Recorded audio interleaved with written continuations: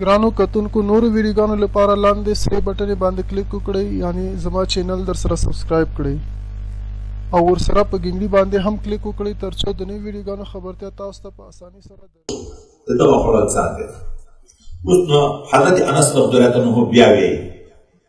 موږ صحابه روان یو په غره کې سوی منډه کړې انفجنا ارنبا ومکټو بې ځایه مکو خپل غار نه د تیږې د څنګ نه سوی خرگوش چې دای جګ شو مری زهران علاقه کې د مکې معظمین لږ دی باندې نو صحابه ورپسې منډه کړې خو په منډه کې هلک دی ذکر وسره حضرت انس چې کشر و ځکه دی په ادرکتو هما ویلي د ده مور حضرت ام سلیم چې کونډه شوه بیا یې د حضرت ابوطلحه رضی الله عنه سره نکاح وکړه قلندر د دې مور خاوند دی د هغه په کور کې اوسېږي دغه پلار یې نه ده قلندر یې ده بیا مې دغه سوی ورور ابوطلحه ته چاړه نه وه فذبحها بمروه دا سپینې تیږې نه دي لکه د ماربل داسې تیږه یې ماته کړه نرۍ په هغه تیږه یې حلال بیا یې ماته د دغه سوی ورون یا کوناټی ګوره دا د چرګ ښکر ته چې وګورو د دغه ځای نه تر دغه ځای پورې ځان ته دا دلته یې ځان ته دومره ټوټه ځان ته ده خو مجموعې ته ورون موږ تاسې ویایو کله دا ځای ذکر کوي کله دا محدثین وایي چې په واقع کې ټوله پښه وه خو راوي کله دا یو جو ذکر کړی کله یې دا بل جو ذکر کړی دا یې ما ته راکړه چې پیغمبر علیه السلام ته یې ورله پیغمبر علیه السلام ته مې دغه ورون د سوی د خرګوش ورور په عقله وویل دستي شاګرد پوښتنه کړې ویې خوړ ده یې نه قبول یې کړو خو چونکې د غوښې قبلول د څه شي دپاره وي د خوړلو دپاره وي د دغه ځای نه اوس محدثین کرام یو حکم مستنبط کوي چې نقل د روایاتو بالمعنا جائز ده ګورې هغه اکلا ټکی خو نه و خوراک خو نبی اسلام نه و تر کړی خو د مطلوب په حیثیت یې نقل راکړه د قبلولو نه مقصد خوړل دي د عین په مقصد باندې تعبیر وکړه اوس په دې مسله کې چې د سوی غوښه روا ده که ناروا سوی خو لیدلی خو دا ټول خو صرف د خواصو په لحاظ باندې ډارن شی ډېر ده څوک چې د سوی غوښې ډېر خوري په دغه کې ډار ډېر پیدا کېږي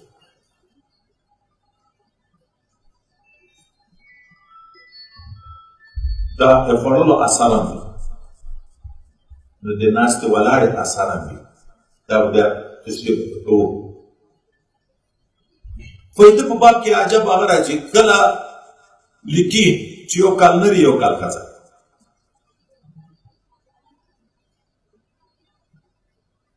او حیض ورځي لکه ښځو ته حیض ورځي اوس په دې کې اختلاف دی چې د سوی غوښه روا ده که ناروا بعضو علما وایي چې ناروا ده ولې انها تضمه حیض ورځي عام محدثین علما په دې دي چې نه دا جایز ده اوس د تضمه دوه خیره تعبیر کوي چې دا څوک جایز بولي لکه یموږ مسلک دغه ده چې جایز ده چې تضمه که د حیض په معنا شي دا نقطه د کراهیت نه ده دا نقطه د اباحت ده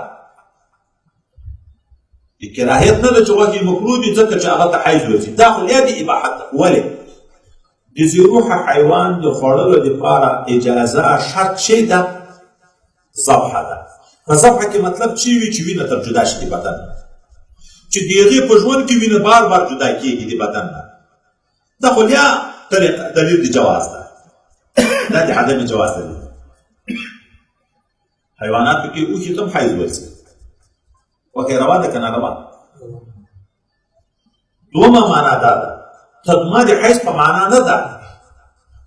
یو غوښه چې الله کې پسه وایي شی دا وینې دمې مسپوح خو ډېر جدا شي خو څه وینه چې په غوښه کې پاتې چې پرېمینځي د اول اوبه سرې شي نورې زیاتې اوبه بیا صفا وي بیا سروالی د وینو نه وي پکې خو د سوی غوښه چې تر څو مینځې سروالی نه ورکېږي نه ورکېږي د دغه وجې نه نه چې وینې دي پکې غوښه یې ډېره نازکه ده مخل کېږي مخلو سره ویلې کېږي